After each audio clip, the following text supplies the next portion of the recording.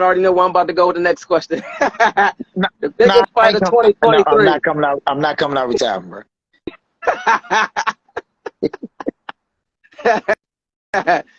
The biggest fight this year in the lightweight division, you know, Tank Davis, Ryan. Is that the biggest fight in 2023? I think it's one of them. I think if the Benavidez Cater Plant fight was a big fight. Yeah. I think right now they talk about Terrence Crawford and Charlo. That's definitely a big fight. But right now I think this is the biggest fight in 2023. All right. April 22nd. Will you be there? You got inducted to the Las Vegas Hall of Fame. Will you be there in Las Vegas on the 22nd of April? I'm definitely there, man. I wouldn't miss. I mean, one thing I wouldn't miss is a young guy that I watched grow up. You know what I mean? I watched Tank in DC area. I watched him in the tournaments, and we're great friends. And I think that he's grown to be one of the great champions that a lot of people didn't think he'd be. Mm-hmm. No doubt. You're coming from Baltimore. Baltimore rough. I was just up there a few weeks ago. DC rough, but Baltimore, I don't know. Hey, well, look, hey, listen, man. Both of them rust, man. You just got to make sure you do the right thing. You know what I mean? We have one of the young kids that was up and coming. He was just killed in Baltimore. Yeah, Um, Ernest Cole. yeah, so of course, man. You know what I mean? We lose a lot of our kids on the streets. So we got to go back and save these kids, put them off these streets, man. Get them done what they need to do. It so happened that I had a family and people that was behind me, to get me into that position, whereas though I became a world champion. But I was one of those kids too who was shot and everything. Mm, mm. Yeah, I think Ernest Hall was 33 years old. I think he had a newborn. I want to say he was 2 or 3 months, and I think he had a 16 or 17-year-old daughter. So yeah, we definitely want to send a praise out to his family and let him know that, definitely me and you with the DC Mike TV is that, man, we want to give him honors and prayer for him. Yeah, no doubt. April 22nd, how do you see that fight going? A lot of trash talk, a lot of build up. You like to build up? You know what? To me, when I was fighting, it was no build up. It was just like, okay, I'm gonna see you, we gonna fight. It goes back to the Rolly when he fought Tank, a lot of build up. Hector Garcia wasn't really too much build up, but the Ryan Garcia is a lot of build up. Not only is it a lot of build up, but a lot of people think that Ryan Garcia really has a chance. And a lot of people think Ryan Garcia, he's the bigger fighter, he's the stronger fighter. And it kind of makes, when you look at the fight, it kind of makes, Tank know like, okay, we want a rehydration clause, we want this, we want that. So it kind of makes it kind of makes them look like, oh, we scared of this big guy. Right. You know what I mean? But, one thing I noticed was that Marvin Hagler gave Ray Leonard everything he wanted just because I wanted to fight you.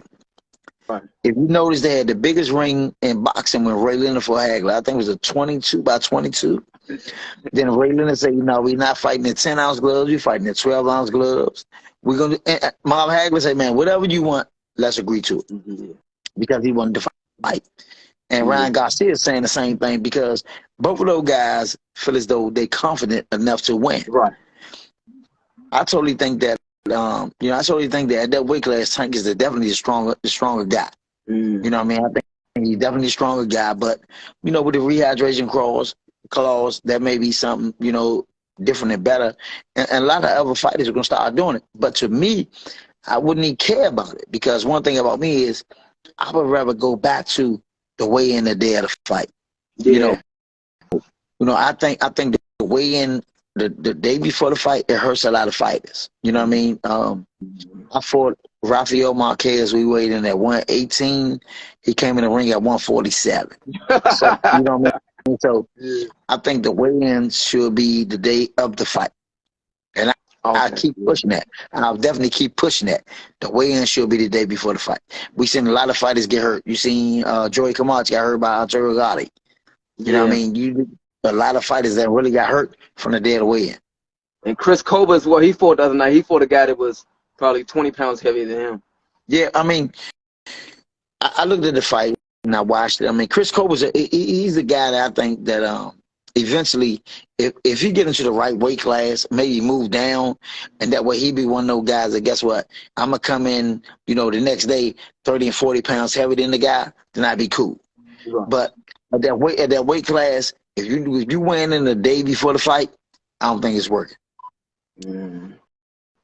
All right. What's your definitive prediction on Tank versus Ryan? What do you think happens? Is it Tank's toughest fight to date, or? I think it is the toughest fight today, but I think that once Tank wear him down, once Tank get to the 4th, 5th round and start touching him a little more, I think Tank will wear him out, wear him down, and I think Tank will go on and win the fight. Early on, it's going to be a tough fight for Tank because you're dealing with a bigger man, a stronger man. But as you get to wearing him down, Tank get to going to that battle, get to doing what he know how to do, I think he'll beat him. All right. I think a lot of people forgetting Tank is a southpaw and Ryan is orthodox. Well, I'm a southpaw man, so I love it. You know what I mean? I just think one thing about Tank, it's not really one thing about me, I was a southpaw, but I was right-handed. You were like Miguel Cotto. Yes, I was right-handed. So while you looking for the left hand, I'm looking for the right hook. But I still think a lot of people is underestimating Tank power. You know, I still think a lot of people look at him and say, okay, this guy's this, but I still think a lot of people is underestimating his power. And I think with that power that Tank he have that one-punch knockout. He have that Mike Tyson power that, hey, if I catch you, you out of it. But my biggest thing is don't get behind the 8 ball. I got you. I know what you mean. My biggest thing is, don't look for the knockout, because if you look for the knockout, you'll get behind the 8 ball and you down 6 or 7 rounds. Yeah. And now you have to have a knockout. So go through the fight, do what you need to do. But if you go for the knockout early, then you might become behind the 8 ball.